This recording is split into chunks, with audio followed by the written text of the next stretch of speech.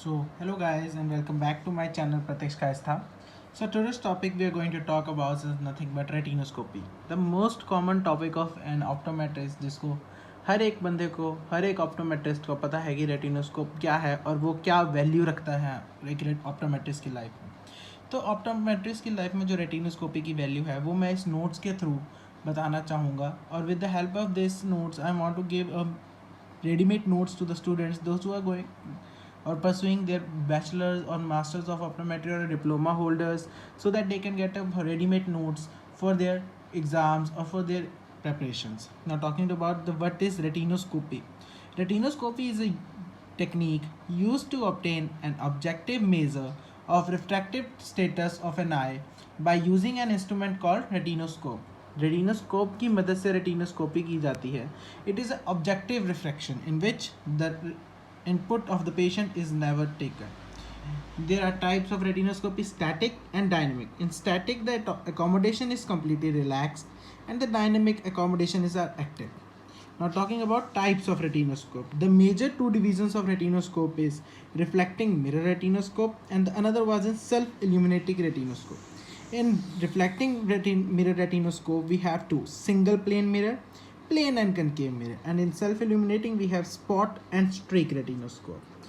Now guys, we are going to talk about self-mirror retinoscope, which is a preferred mirror by which a beam of light is reflected into the patient's eye and through which a central hole, the emergent ray, enter the observer's eye. Movement of the illumination retinal area are produced by tilting a mirror, either a plane or a concave, which means कि इसमें जो light source होती है वो रेटिनो से totally अलग होती है, जिसको हम एक तरह से टॉर्च बोल सकते हैं या कुछ भी बोल सकते हैं, जिसको हम डायरेक्टली पेशेंट की आई में इल्यूमिनेट करते हैं. इसमें जो टॉर्च या लाइट होती है वो इनबिल्ट नहीं होती. Talking about advantages, it is only one advantage, ये चीपर होता है सेल्फ इल्यूमिनेटेड से. Disadvantages, there are lot of disadvantages. Require a separate light source, जैसे कि मैंने बताया कि अलग से एक लाइट सोर्स चाहिए होती है. Glare from the source of light is annoying to the patient.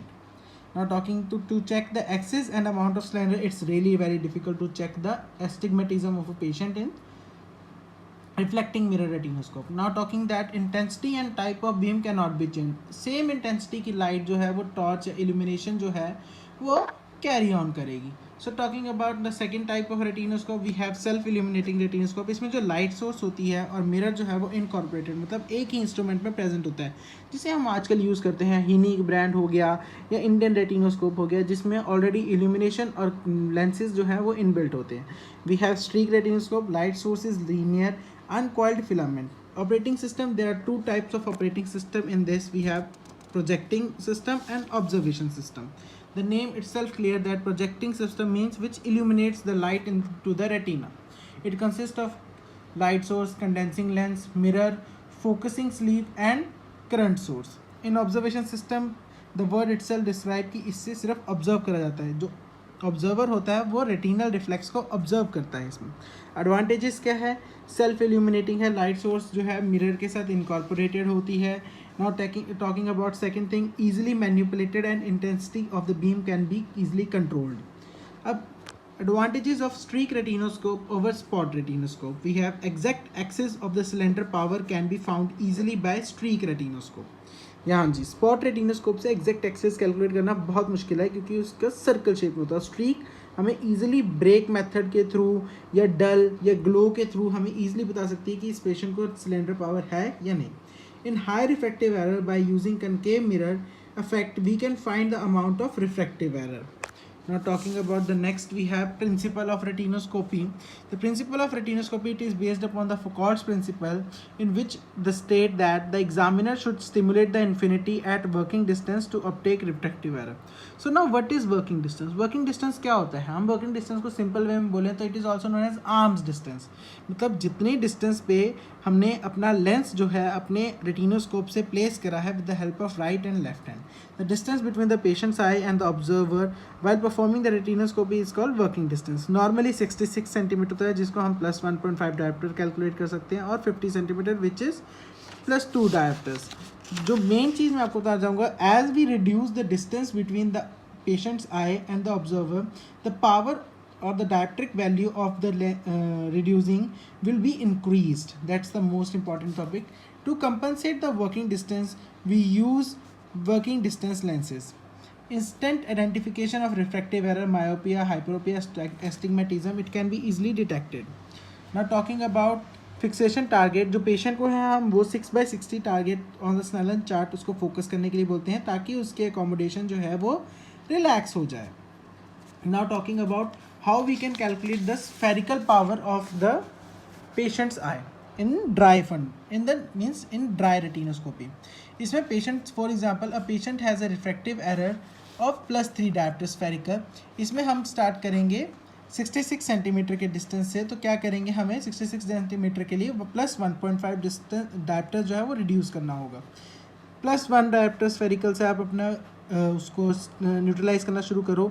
+3 तक स्टिल विद मूवमेंट, +4 तक विद मूवमेंट. जब +5 उठाओगे तो डेफिनेटली वो अगेंस्ट हो जाएगा, विच मीन्स आप ओवर करेक्ट जा चुके हो अपनी रेटिनोस्कोपी से.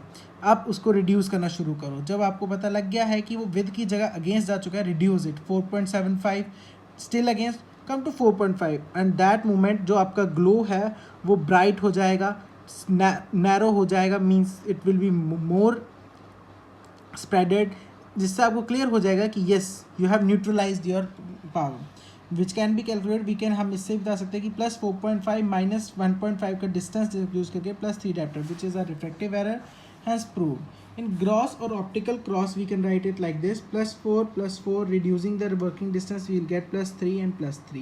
So the prescription you are going to give to the patient is 3 diopter spherical. Now talking about the brightness or the, we can say that properties of reflex. We have brightness. If the reflex would be dim, we are far from neutralization. If the reflex will be bright, which you are close to the neutralization point. Width, if the narrow width is there, far from neutralization. If wide, close to neutralization. Speed slow होगी तो far, speed fast होगी तो close to neutralization. Movement direction with होगी तो need more plus, and if movement is against, need more minus. अब astigmatism का कैसे पता चलता है? एस्टिग्मेटिज्म का पता चलता है अगर हम दोनों मेरेडियंस में against power bye streak 90 degree away shows with the movement indicate that presence of astigmatism. मतलब एक Meridian against with movement show करेगा और एक मेरेडियन अगेंस्ट मूवमेंट शो करेगा, जो कि प्रूव करेगा कि पेशेंट को एस्टिग्मेटिज्म है. अगर दोनों मेरेडियन विद मूवमेंट शो करते हैं तो उस केस में आप ग्लो देखेंगे कि you will observe that different speed, brightness and width from one meridian to another. कि दोनों मेरेडियंस में उनके विड्थ, जो स्ट्रीक है उसकी विड्थ, उसकी ब्राइटनेस और उसकी स्पीड में कितना फ़र्क है दोनों में, तो आपको ईजी हो जाएगा. Neutralise the slow movement first and vice versa. Now talking about the calculation of cylindrical power, we have astigmatism is measured with the difference between two sphere. Suppose करो अगर आपके 90 डिग्री एक्सिस पे +2 और 180 degree axis पे +3, which means ये आपका vertical Meridian है और ये वाला आपका हॉरिजॉन्टल मेरेडियन है on which the +2 dioptre spherical is there, और ये आपका वर्टिकल मेरेडियन है जिसमें +3 डायोप्टर है. अगर आप इसको करेंगे, take the smallest power as your spherical power.